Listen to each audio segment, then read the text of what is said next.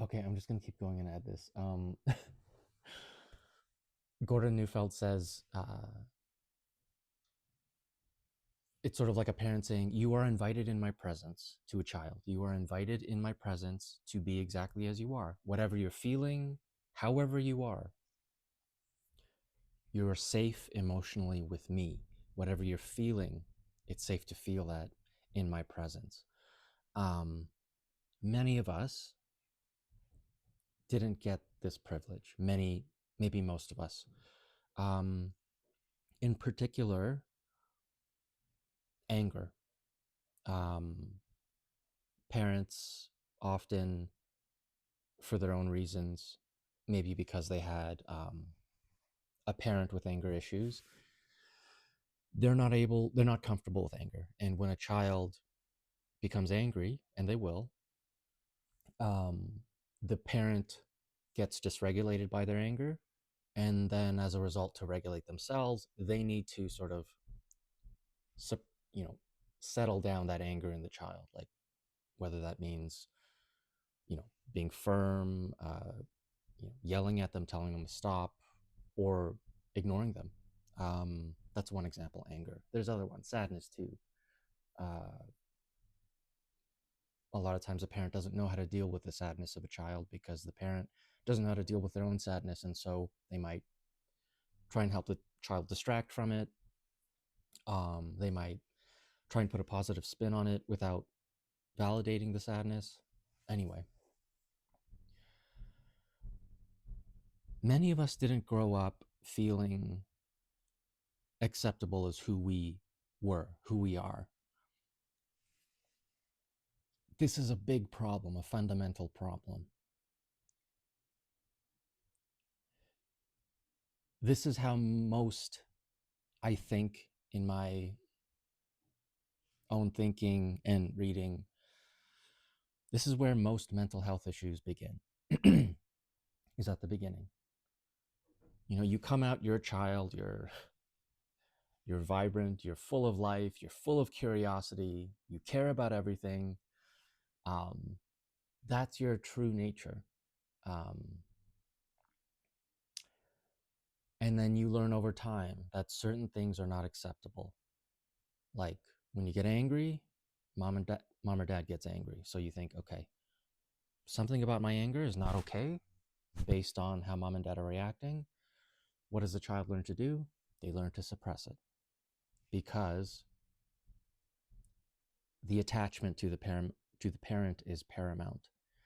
The attachment, the secure attachment to the parent is more important than anything else. It overrides anything else.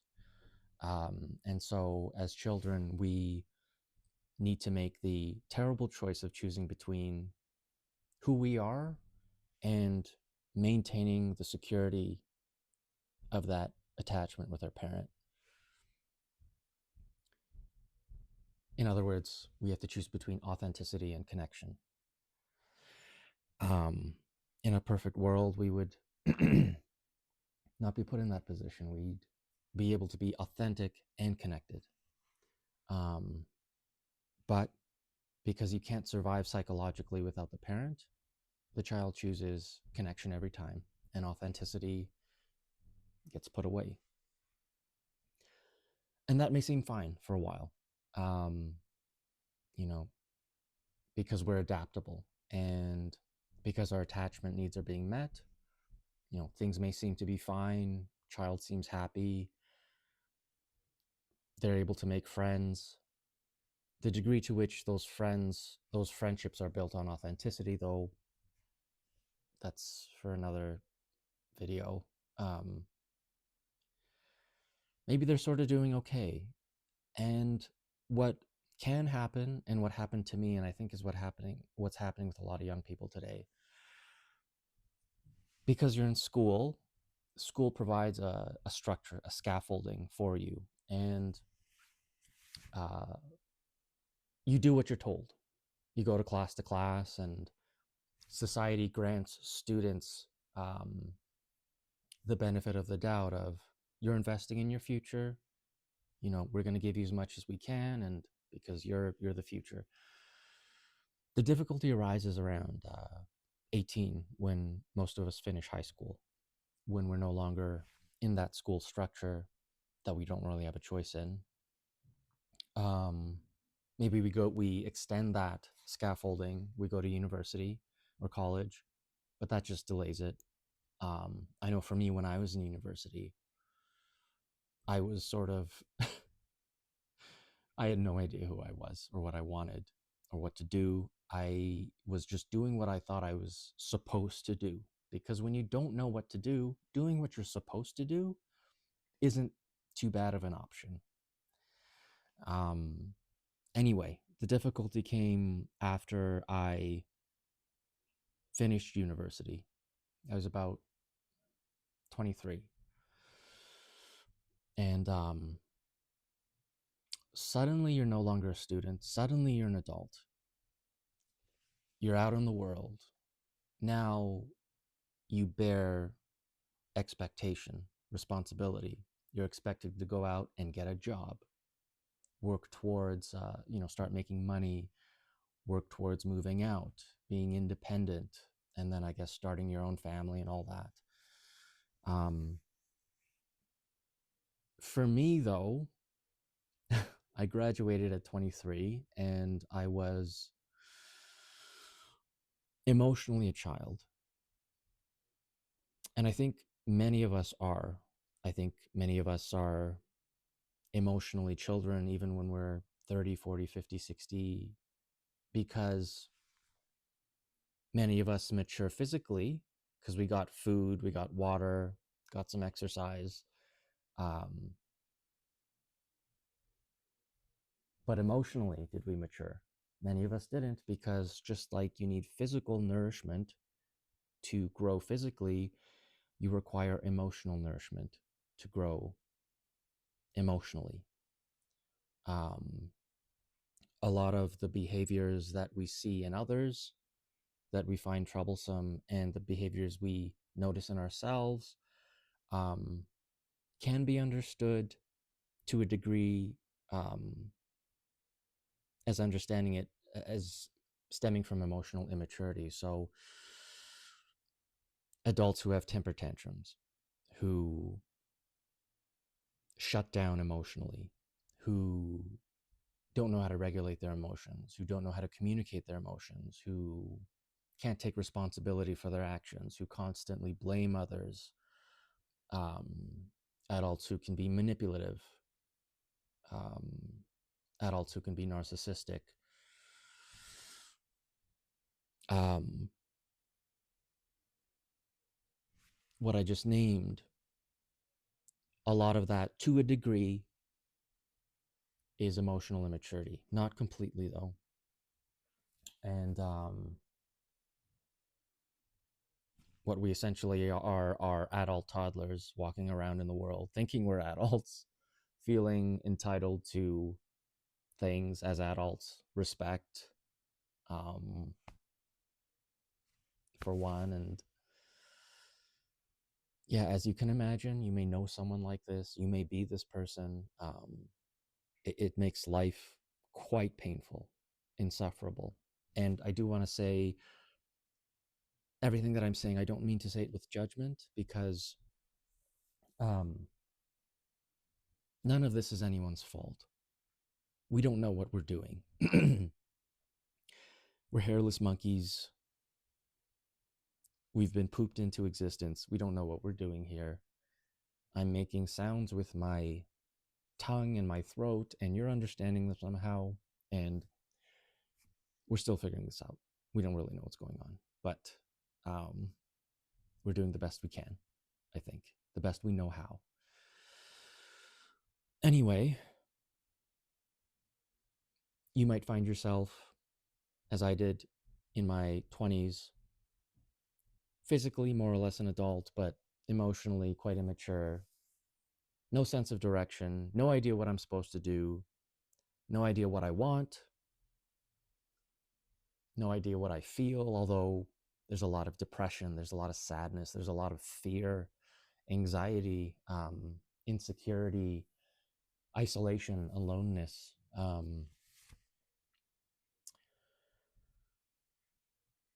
I got a job that I could with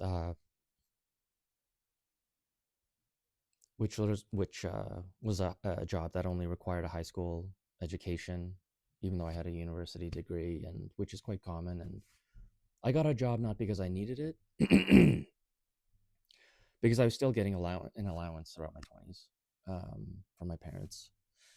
Um, I didn't need the job. I did the job because I thought that's what I was supposed to do. I wanted to grow up. I wanted to be an adult, and they say fake it till you make it. And there's a lot of truth to that statement. Fake it till you make it. But in the absence of other things, it may not be enough. Um, I ended up starting to drink and to smoke um, cannabis. Um, it started out with a bit of wanting to fit in, so a bit of peer pressure, um, and I very much wanted to fit in. Um, Many of us are desperate for acceptance because we have a need for attachment and a need for connection, and so that will override all most other needs often. Anyway, it started out sort of recreationally, harmless enough. It was fun. My inhibitions were loosened. My perceptions were more vivid. My experience of the world was more vibrant. Um, I just felt better and had a better time. Um, but as you would, as someone in your 20s who's very lost and very insecure, kind of hate yourself,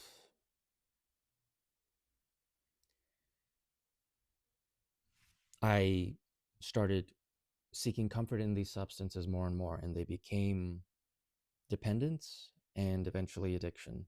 Um, and you think that you can stop whenever you want, but when you try, you realize, maybe like I did, that it's a lot harder to stop, a lot harder to control than you think. You break promises to yourself. you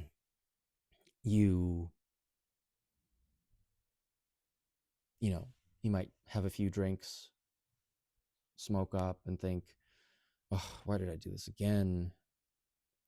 I don't want to do this. I want to stop this. Every day's been like this, and I would do anything to get sober. And then the next morning you wake up and the first thing you need to do is ingest that substance again. It makes you feel better. It makes you feel calm, relieved, open.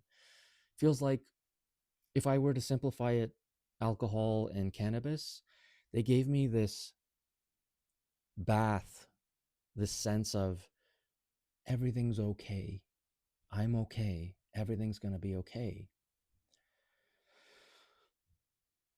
It was safety. It was assurance. It was soothing. Um,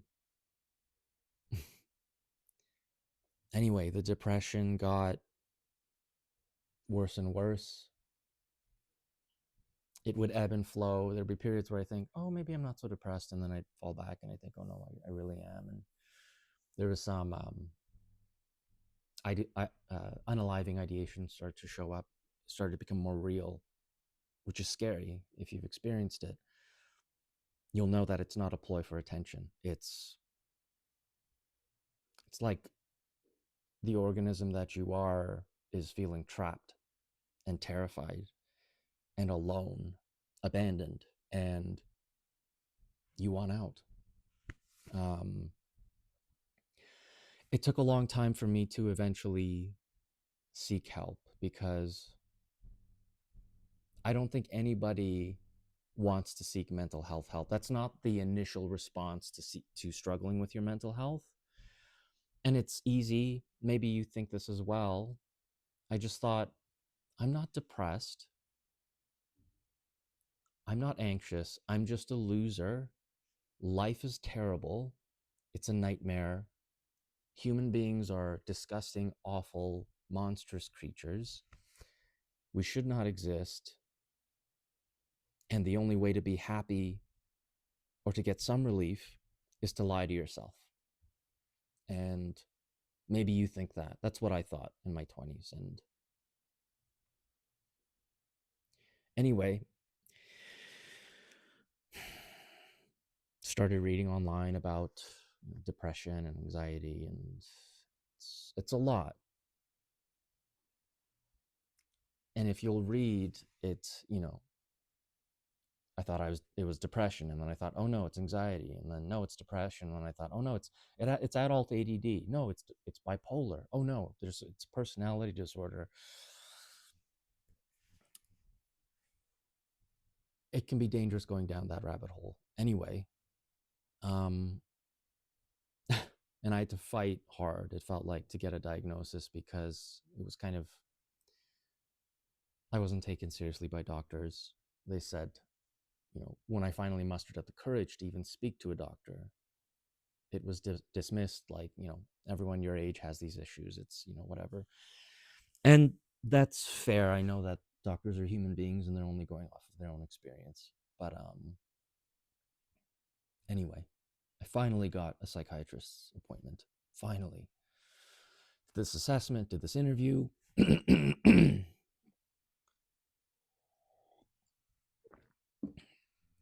My throat's getting dry because I'm not used to talking for this long. I look at this report and this guy says,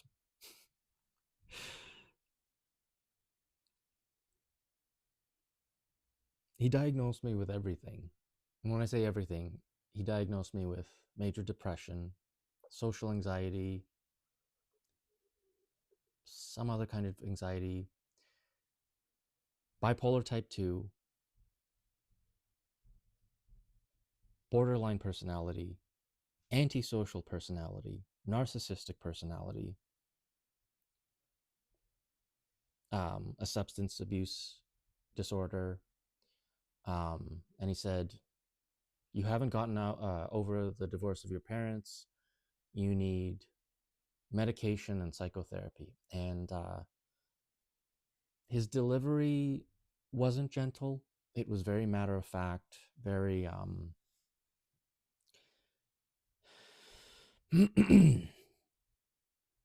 this hit me like a freight train. What this report essentially said to me was, Justin, you're fucking crazy. That's what the report said to me, basically. And I was just sort of like, okay, thank you. I'll get back to you. Of course I didn't. I remember I went home and I threw that report in my drawer and went to smoke some weed and to escape. And like, what do you do with something like that? A medical doctor is saying you have all these things, and you're in your 20s, and you're thinking, how the hell is it possible that I've had all these things and it's gone undetected? Like, you think, were there signs earlier? Anyway, the tough ones were those personality disorders, the scary ones, antisocial personality, borderline, and narcissistic, because I read about these disorders. Two things terrified me. First, what I was reading was that they are intractable. You can't fix them, you can't get rid of them, they're you. Terrifying. Felt helpless. And the second thing that was terrifying was that I read that people with these personality disorders are apparently they can be so difficult to work with that even mental health professionals sometimes will refuse to treat them. And I remember thinking, I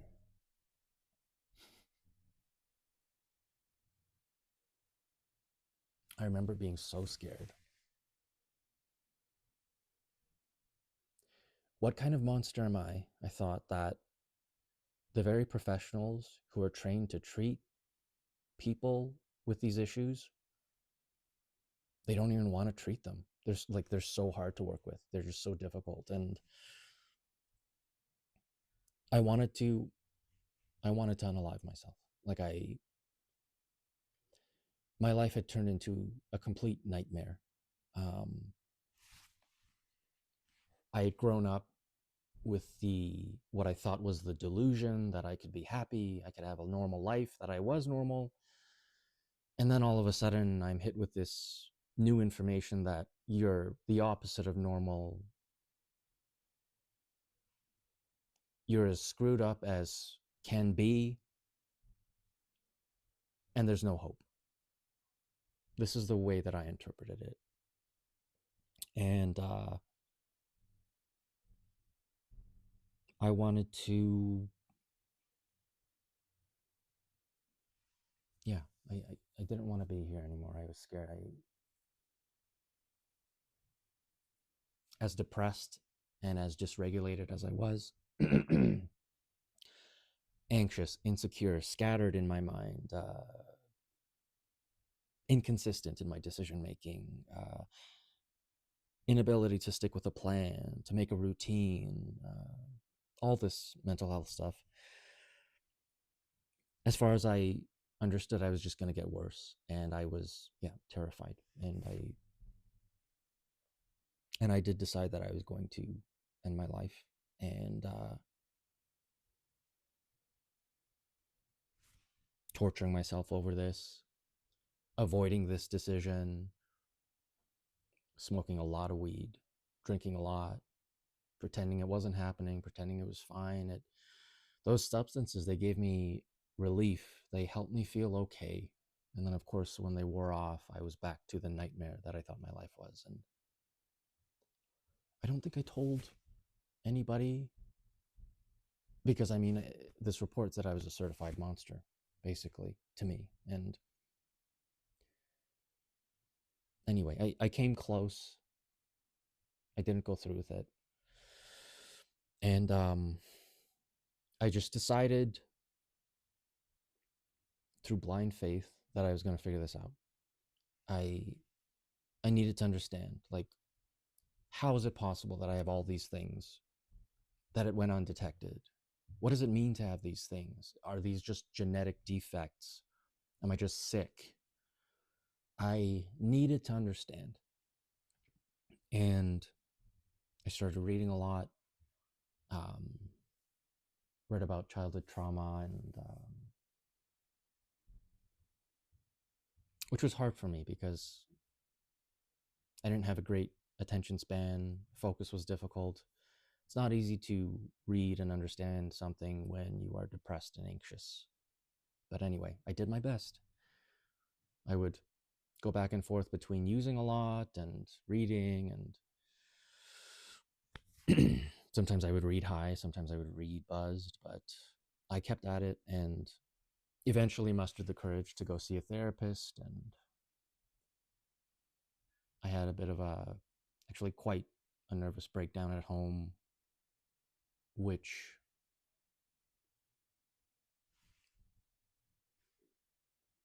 precipitated events such that I left home.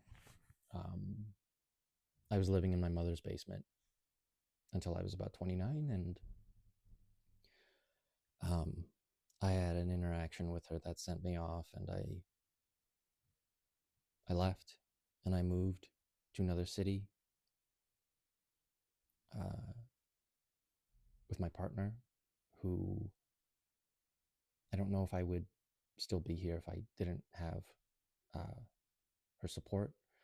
Um, it was significant, but as you'll know if you're watching this and you're struggling with your mental health and you have an amazing partner, as supportive as that is, not to diminish it, it's not enough, right? You can still feel deeply alone and disconnected from anyone who loves you within yourself. It's a you thing, it's not a them thing. Anyway, I forget how, but I came across complex PTSD, which I'd never heard about. I'd been reading about all this stuff, personality disorders and things like that, for years, and I came across something called complex PTSD that I'd never heard about. And uh, it came in the form of a book. The book changed my life trajectory. It was called Healing Developmental Trauma by Lawrence Heller, I believe. And the subtitle was how childhood trauma affects self-regulation, self-image, and something else. But those terms, self-image and emotional regulation, I hadn't heard those terms. I didn't know what they meant, but there was something there. And I read the book and highly recommend that book if you've struggled with your mental health and it hasn't um, been helped by CBT or medication. Um, if you're like me and you struggle with it for years, decades. Anyway, God, I'm sorry, I went off on a big tangent here. I started this video trying to describe what complex PTSD is.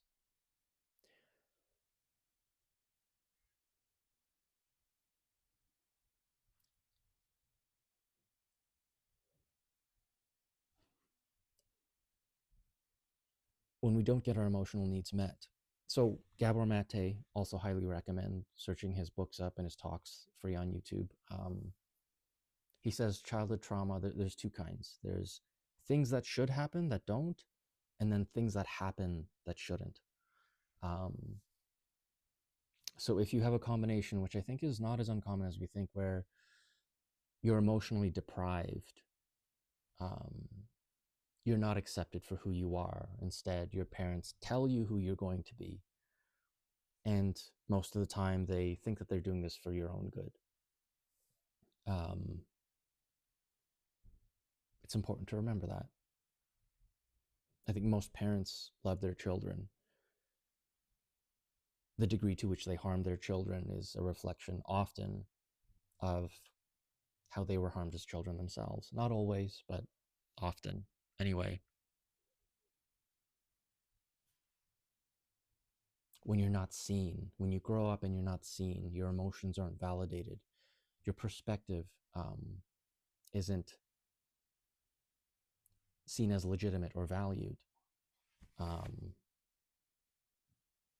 I grew up being told what to do, told who I was going to be, which meant all the stuff inside, feelings, whatever, to me, it was irrelevant. It was just noise. I didn't even pay attention to it. Um, but then you grow up and these emotional wounds, they're still with you. Not everything heals with time.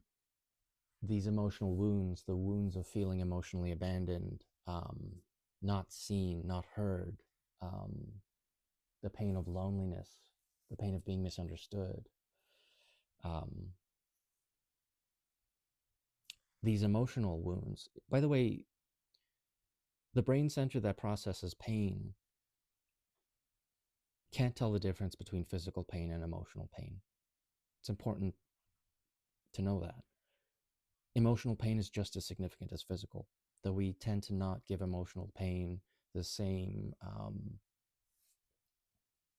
level of importance as physical. These wounds, they don't just go away, they go underneath, they suppress. We're good at that. It's an adaptive strategy to be able to suppress things, because sometimes we do need to push things out of our awareness and focus on what's going on right now. But you do that over time growing up, and you have this huge bank of undealt with wounds and pain and anger and sadness and guilt and shame. And it just rises and it rises and it rises, and you're more anxious. You might have panic attacks. You're severely depressed. You're despairing. You feel no hope. You feel alone. You feel angry. You feel full of rage,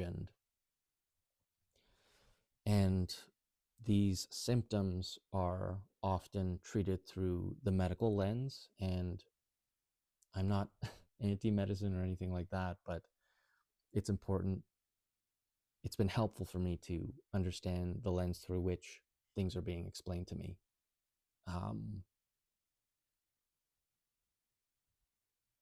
The medical lens sort of sees things as diseases, sort of like something's wrong with you, you need to be treated. Whereas with complex PTSD, it's taught me that these aren't emotional or mental diseases or illnesses. It's more helpful to see them as emotional injuries that can be healed, because they can be. And I can tell you, um, I'm almost 40 now. I remember in my mid 20s when my mental health got really, really bad. I remember thinking, it's not a matter of when I unalive myself. It's a matter of, sorry, it's not a matter of if, it's a matter of when. And I thought, maybe I'll make it into my 40s. I don't know, but I didn't think so, because it was just unbearable.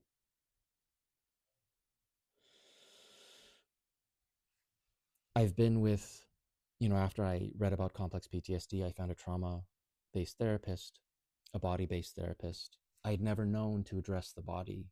A lot of times, mental health, the name in and of itself, mental, suggests everything is from the neck above. And I'd never considered the nervous system, the body. My problem's up here. I thought, well, this stuff is that doesn't matter, but it does. That's my stomach. I gotta eat something soon. But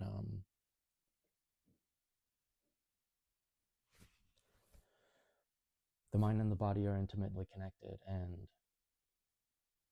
a lot of mental health is stuff that's in the body. Um, Stephen Porges, I might not be saying his name right, who came up with the polyvagal theory. He says, when the body feels safe, I think he said this, when the body feels safe, the mind feels safe. Oversimplification, but I think that's what I've learned to be true. Anyway, I've been with her for almost 10 years, and it's been a lot of work. It's been a lot of money. It's been a lot of courage to show up session to session and be vulnerable, and to be willing to face the stuff that I don't want to talk about, to feel into the emotions that I don't want to feel.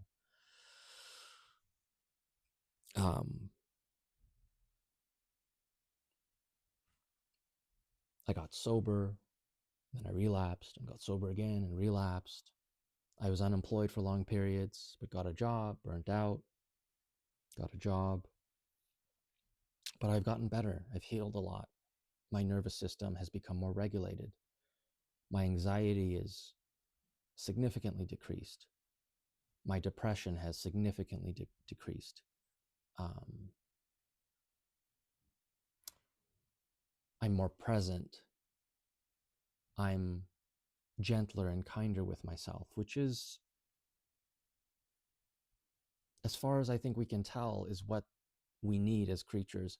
We don't do well with harsh criticism. As organisms, we do best with love and encouragement. Anyway, I'm sober now. I've been sober since October 2023. Yeah, this is the longest. So this is a little over 2 years. It's the longest I've ever been sober, and I plan on making this, like continuing this. It's been a very long journey of struggling with addiction and all these mental health issues. ADD was another I was diagnosed with anyway. And then undiagnosed. Sorry, my mind still goes off on tangents. We have scattered brains. Many of us do, who have trauma. Anyway, God, okay, this video's gone quite long. Look, I'm not saying don't listen to your doctor. I think what I am for is empowering yourself, thinking critically, reflecting on your own, educating yourself. Read a lot, but question what you read. What's guided me through this whole journey has been, I guess, just common sense. I'm not a scientist or an academic. I've actually performed quite poorly in academics in my life generally. I read something and I ask myself, does this make sense? And I try and use what I've read and see through that lens in my own behavior and ask, is this consistent? Is there a pattern here? Anyway, if you've been diagnosed with multiple mental health disorders, if you're struggling with addiction, um, if you're severely depressed,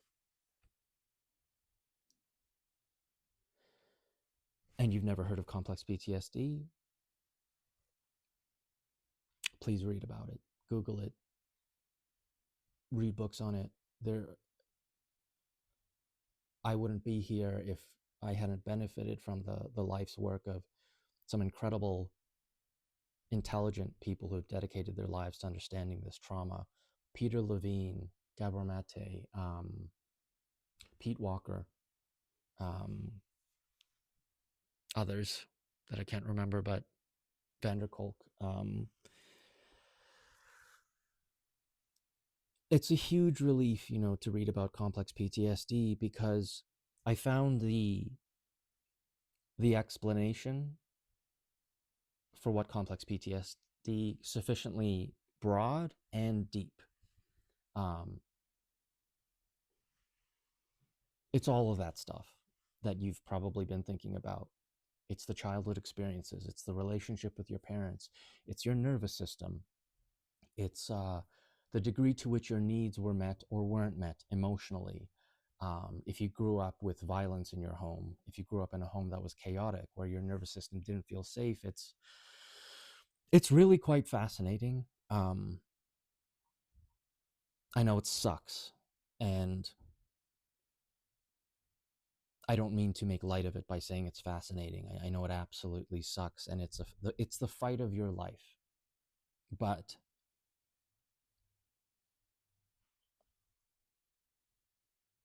I'm telling you honestly, genuinely, the rewards are in proportion to the suffering. The more you're suffering now means the greater potential you have for joy and connection and aliveness and living a meaningful life later.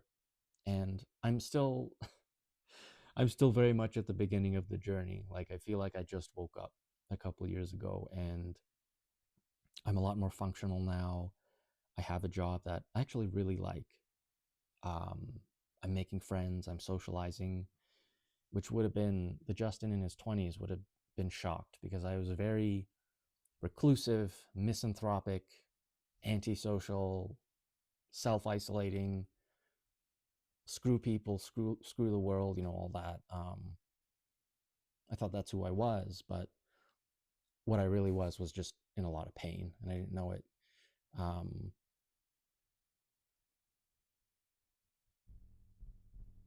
it's trauma,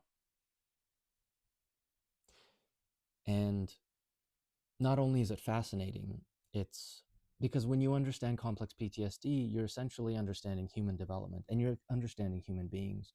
You'll see yourself through a more compassionate lens, others through a more compassionate lens.